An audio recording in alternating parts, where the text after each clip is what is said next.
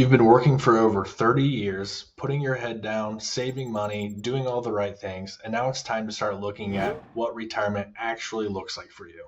In today's video, I'm going to take a real example of two individuals who are 55 years old looking to retire at age 60, and we're going to look at what their Social Security, pension, annuities, and their other retirement accounts look like when we're trying to convert abstract ideas to actual retirement income.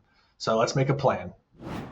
So when I initially work with a new client, part of the onboarding stage is looking at total resources available, both now and when they're in retirement. So I'll first request a client to gather their Social Security statement to show that they're age 62, age 67, and age 70 benefit as a starting point. The next thing I'll ask for is the optional pension statement if they were lucky enough to be part of a pension program. I would want to look at the different payout options such as lump sum, joint life, single life, and survivorship payouts. The other thing that I would ask for is annuity statements, other guaranteed income sources, as I feel like these are the fundamental blocks that we build a retirement income paycheck.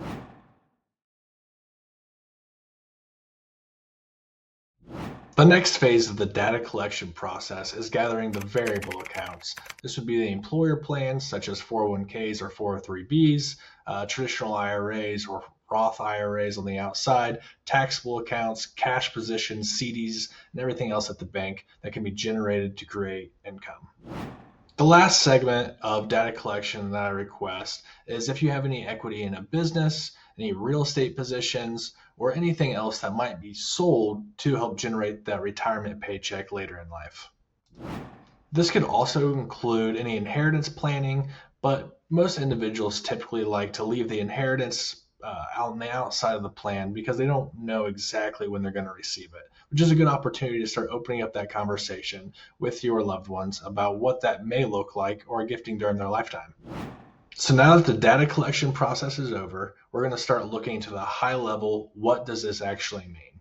So in this example, the clients are going to have $30,000 of annual benefit from Social Security each starting at age 62, $25,000 from pensions, and then $2 million in investable assets at age 60.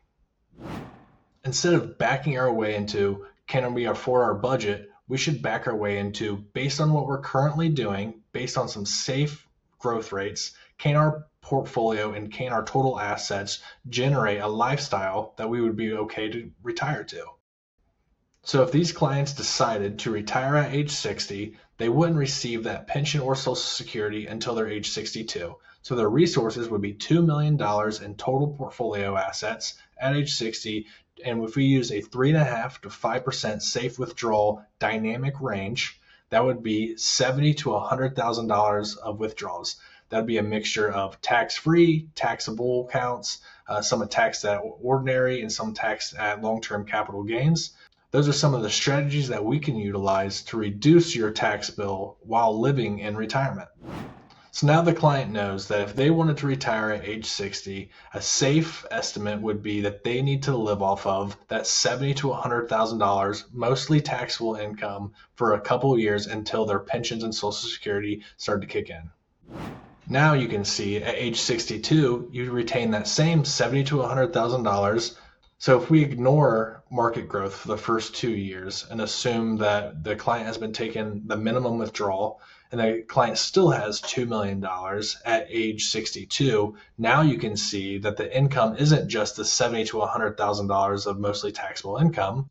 Now we're seeing the two $30,000 Social Security incomes coming in, the $25,000 pension, and then still retaining that $70,000 to $100,000 income range from the managed portfolio. That brings our total income from $155,000 to $185,000 per year.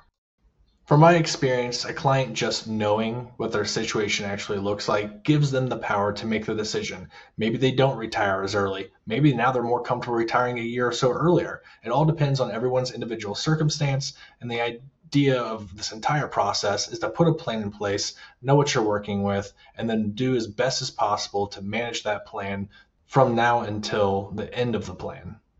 So that's it. That's a very basic one-page financial plan of your personal situation with assets and projected income sources at a certain age. This is a very high level understanding of building the fundamentals so you have a rough gauge of, is retiring possible? If you haven't gone through an exercise like this and you are within 5 or 10 years of retirement, I highly recommend going down to my link below and scheduling a free consultation. We'll go through all of the data just like I did today and make it more personal for your situation. That gives us the opportunity to then make better claiming ages for Social Security, choosing different pension payouts, different allocations, and how your investments are built, and then different income producing tax planning ideas to help keep more of your money in your pocket and less at Uncle Sam's. So if you like this content, please subscribe. I'll be coming out with videos every week, and I hope to see you in the next one.